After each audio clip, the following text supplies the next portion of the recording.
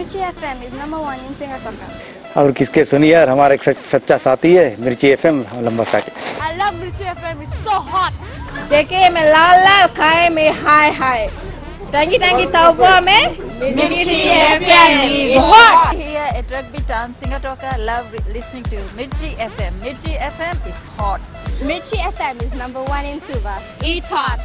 हम इंग्लिश लंबासा में रहता है, तो क्या बताइए हम मिर्ची एफएम सुनता है. Mirchi FM, बहुत जुलूम जुलूम. Mirchi FM, it's hot.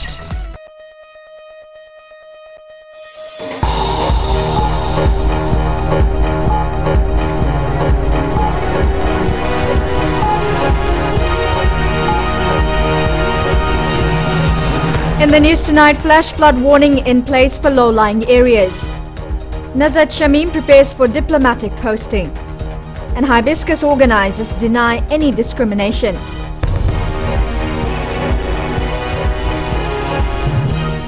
Good evening and welcome to FBC News. I'm Amrita Priyadarshini. Heavy rain over the last 24 hours has seen flash flood alerts issued by the Nandi Weather Office. A flood warning is tonight in force for low-lying areas of Raki Raki and areas adjacent to Raki Raki town. A flood alert is also in force for low-lying areas adjacent to and downstream of the Wemanu station in Nosori. Nandronga and Navasa Provincial Administrator Pani Koro is advising residents living along the banks of the Ngoli River to be vigilant and monitor rising river levels as heavy downpour continues in the Western Division. Koro says the banks of Ngoli River are prone to flash flooding.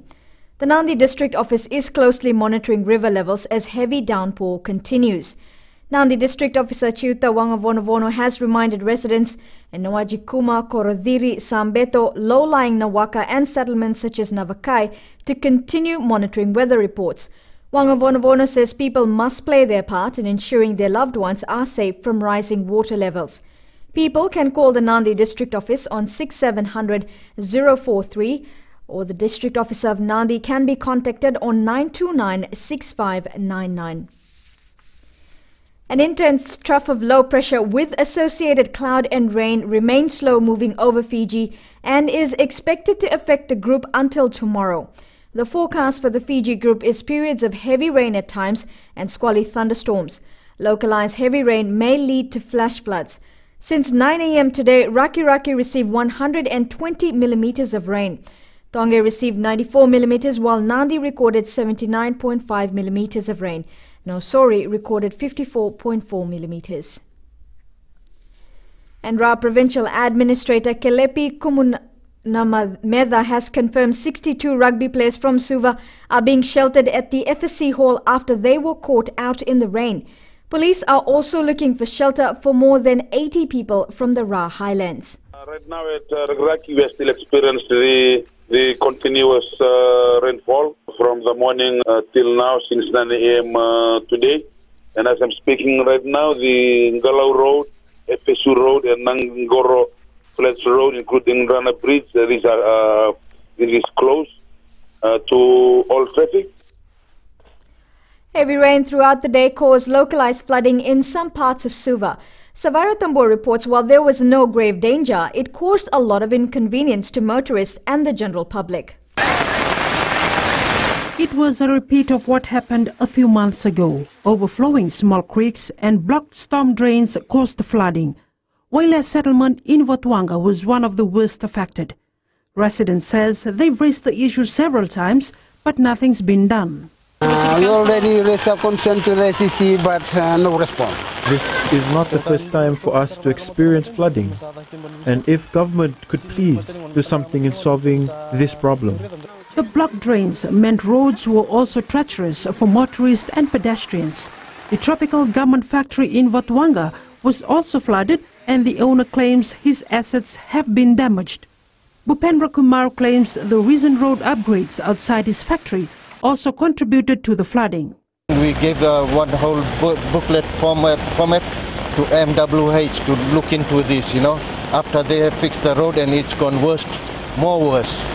Fiji Roads Authority CEO Neil Cook says the FRA will look into the matter if there is a complaint made. Is correct or not, they need to come to me with their concerns. We'll look into it. If there's something that needs to be done, we'll do it. In the past few years, this business behind me claims that they have lost close to $100,000. FBC News earlier reported this matter, but nothing has been done as yet. Director Meteorology Alipate Wangaivelua is advising people living in low-lying areas to be cautious during this rainy weather. Part of it is high tide, part of it is also the rain is now falling for the last 24 hours. And it's going to get heavier, particularly over Vitilevu in the next 24. We expect rain to gradually clear the group from tomorrow. But in the meantime, it can cause particular problems to low-lying areas which are not related to major rivers. The public must continue to monitor weather updates and to refrain from any unnecessary movement. Sabai Ratambua, FBC News. On to other news. Former High Court Judge Nazat Shamim will be leaving for Geneva in Switzerland on Monday. She has been appointed Fiji's permanent representative to the United Nations office in Geneva. Sanal Sivan caught up with Shamim on her final preparations. Nazat Shamim was appointed a High Court judge in 1999 and becomes our first permanent representative to the United Nations office in Geneva. It's a great leap from being a legal practitioner and training other legal practitioners and members of the community and the media on matters to do with the law to joining the diplomatic service. It is a great leap in attitude, in the way that I look at the world, and it is also a great leap in the responsibilities I will now have. It's really quite different. So that in itself has required a lot of adjustment. She was sworn in on Thursday before acting President William Calancini. Swear that I will be faithful and bear true allegiance to the... Shamim will be posted to Switzerland for 3 years. Her family played a big part in the decision. That's Aslam? Well, I was approached by the Minister for Foreign Affairs, and my first reaction was, Geneva's on the other side of the world, and my family's here. How is this going to work? My second reaction was, it's a human rights brief. And human rights briefs for me are always exciting. I discussed it with my family, and my family was very supportive, especially my husband. And then I discussed it with my colleagues in the diplomatic service, the colleagues whom I knew, and then I made the decision that I would accept it. The posting comes with a huge workload. Shamim says her priority in Geneva will be to align Fiji with conventions which we have signed. We've been very, very focused on health and education and trade, and so therefore our focus has been in those areas. But there are some conventions to which we are parties which we've not given that much focus to. So I think my responsibility is to revive those relationships as well. The decision to leave Fiji wasn't easy. There was a lot of soul searching before her mind was made up. We're a strong country, a resilient one, a happy and friendly one, and I'll miss all of that. An added advantage for the former High Court judge is that she is fluent in French, one of the widely spoken languages in Geneva. It's a very beautiful language, and I look forward to it. It's elegant, it has an old-fashioned reserve and formality about it, which really appeals to me, so I look forward to that. Fiji's mission in Geneva is expected to be opened in the next few weeks. Chanel Shivan, FBC News. Coming up, $800 million needed for North development.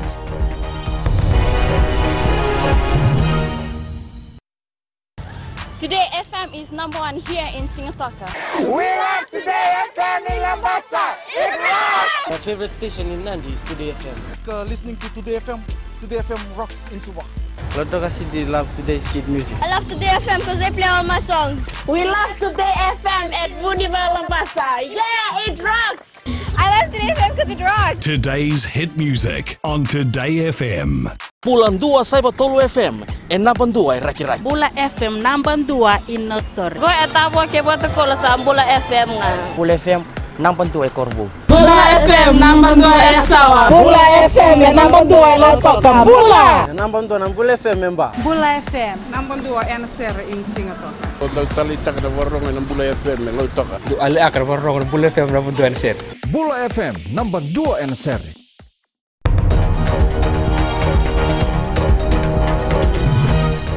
Welcome back here with FBC News. A tourist died after a boating mishap in the Mamanutha Islands on Thursday afternoon. It's understood he died from injuries sustained after the fiberglass boat he was in collided with another boat. Permanent Secretary for Tourism Elizabeth Powell says the tragic incident, which has claimed the life of a guest, is unfortunate. Powell says the tourism industry acted swiftly to help the family. The tourist was a guest at Mana Island Resort and had gone on a fishing trip when the tragedy occurred. The victim's wife and children left the country yesterday. The Hibiscus Events Group has denied a young woman was discriminated during auditions for the 2014 Hibiscus Queens category. Hibiscus Chair Hirdesh Prasad says the question about her background was asked, but it wasn't part of her formal interview. Alan Stoltz has more. Naomi Mbukulindi claimed she was asked how she was going to raise money for the hibiscus since she lives in a squatter settlement. Hirdesh Prasad admits he was the one who asked the question, but this was in a private conversation after Mbukulindi's audition was over. Yeah, there was discussion on the side. This is after the judges were telling the sheets. So this incident happened when she was getting interviewed or after? After. Mbukulindi alleged to FBC News she was asked the question by the interview panel. She was offended by it. Prasad says this isn't what happened. After the interview process, I asked her that, madam, you have mentioned that you have raised in a squatter settlement. I would like to ask you something is, there are some sponsors that we have, they require contestants to raise funds. And if you are given an opportunity to raise funds, what are some of the networks you'll be using and how will you raise funds? He has no regrets asking Mbukulindi about her background. Prasad says he was genuinely interested in her story. I think she must have taken it the wrong way, and like I said, if she had any concern, she should have come in to ask her, and raising that issue after 2 weeks is also, getting feedback from people that, what else can we do? What else she can do? Hibiscus Chair confirms Mbukulindi's non-selection was not a result of their conversation. It's a matter of asking a question to any contestant, to see how strong she is if she was given a chance to raise charity for Hibiscus. And as you know, that we give opportunity to all contestants to advocate on anything they want to, and charity is one of the things that is required by every contestant to raise. As for the letter for the Fiji Human Rights Anti-Discrimination Commission, Prasad says he will be meeting with them soon. As far as Hagi is concerned, this matter has been laid to rest. Ellen Stolz, FBC News. Medical specialists from India are working with the Health Ministry to bring specialized orthopedic surgery to Fiji. The team from the Sahadri group of hospitals in India is screening patients at the Lautoka Hospital for the next 3 days before surgeries begin next week. Christopher Chand reports. This team from India will be based at the Lautoka Hospital over the next 10 days. They will conduct knee and hip replacement surgeries, among other complicated implants. But we are looking for around minimum 200 people to be screened in 3 days. And more patients are coming. Some are registered, some are not registered. Knee, hip, as well as arthroscopy. Arthroscopy means some of your tendons or something has damaged because of the sports, because it's a rugby place. So obviously you are bound to have some problems. Sayadri Group of Hospitals has been sending medical experts to Fiji since 2012, offering high-end procedures at a fraction of the cost. Compare the price structure, which is designed by the ministry from point of view of medical tourism, is almost 1/4 of the price or 1/5 of the price prevailing in these developed countries like Australia, New Zealand and other places. These visits from Indian specialist surgeons are also creating a market for medical tourism. So we look forward that in near future, that along with the local Fijian population, there will be the visiting patients from the developed countries. It's very difficult to digest that the developed country patients can come to Fiji, but this is what is the reality. There are enormous opportunities to grow the medical sector, with ambitions to now start kidney transplants in Fiji in the next 2 months. Christopher Chand, FBC News. Coming up in sports, Fiji Pearls pay a special visit to CWM Hospital.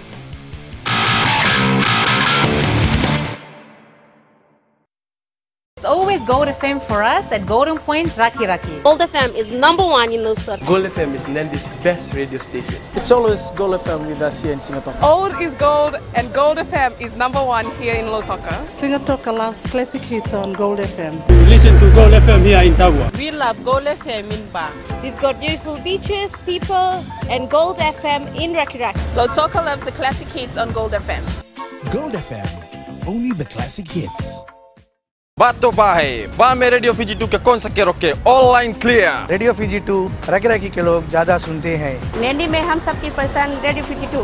तालेबू के लोग radio Fiji 2 सबसे ज्यादा सुन रहे हैं। मेरी पसंद radio Fiji 2, नसोरी में सभी को पसंद रेडियो फीजी 2। टावा में रेडियो फीजी 2 सभी कोई सुनते हैं। Radio Fiji 2 rock. Radio Fiji 2 I love you. देश की धड़कन radio Fiji 2।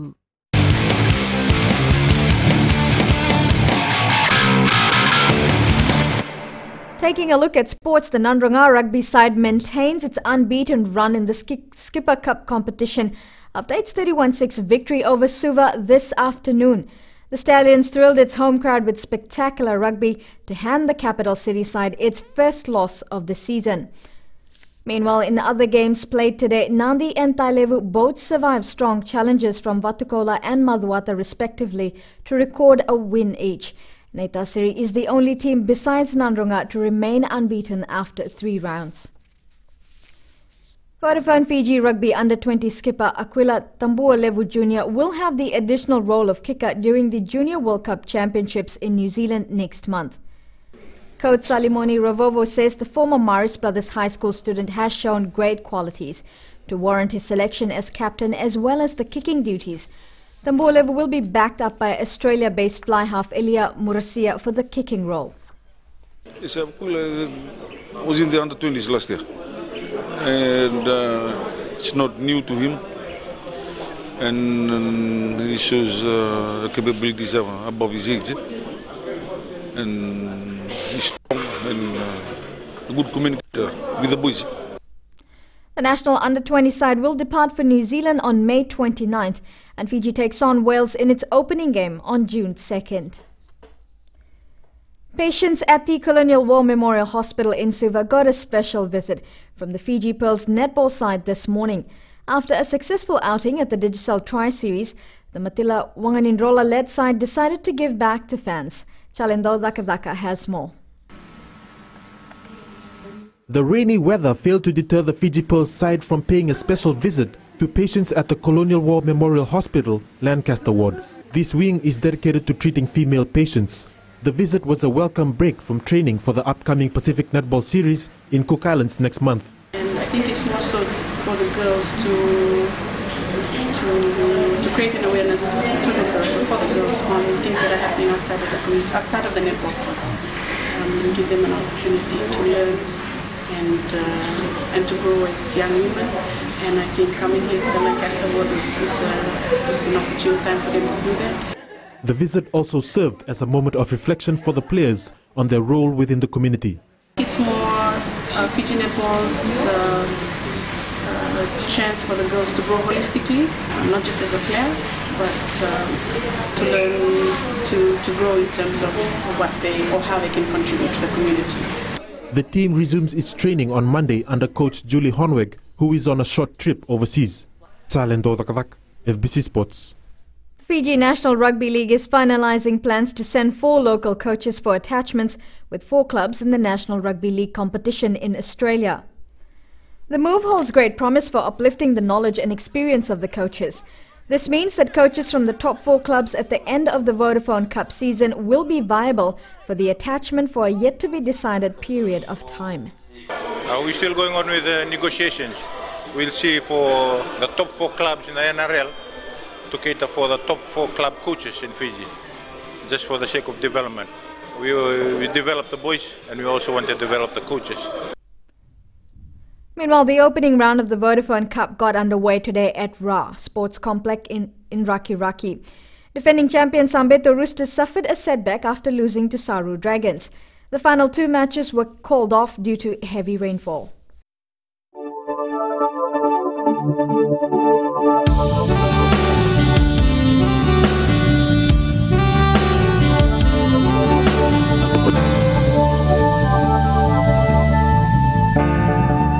An intense trough of low pressure with associated cloud and rain remains slow moving over Fiji. It is expected to affect the group until tomorrow. Forecast at midnight tomorrow for the Fiji group, periods of rain, heavy at times and squally thunderstorms. Rain easing tomorrow from the west. Now for land areas of Viti Levu, Kandavu, Yasawa, Mamanuda, Lomai Viti and Southern Lao group, strong southeast winds with average speeds of 47 kilometers an hour and momentary gusts to 65 kilometers an hour. Well, the rainy conditions saw a slight drop in temperatures, bar a low of 23 degrees, while Lambasa was a high of 29. The forecast for tomorrow is for more rain over the Fiji group, but easing as the day progresses. Outlook for Monday, fine apart from brief showers, cool at night. Our main stories again. Flash flood warning in place for low-lying areas. Nazat Shamim prepares for diplomatic posting. And Hibiscus organisers deny any discrimination. On to our poll question. Should there be an age limit on public service vehicles? Visit our FBC website to take part. Remember, if you have any pictures or videos of the flash floods, send them to citizenseyes@fbc.com.fj or share it with us via our Facebook page FBC News, or if you're on Twitter, follow and tweet us your news tips at FBC News or simply hashtag FBC News. That's all from us tonight. Stay safe and take precautions in this unfavourable weather. Good evening.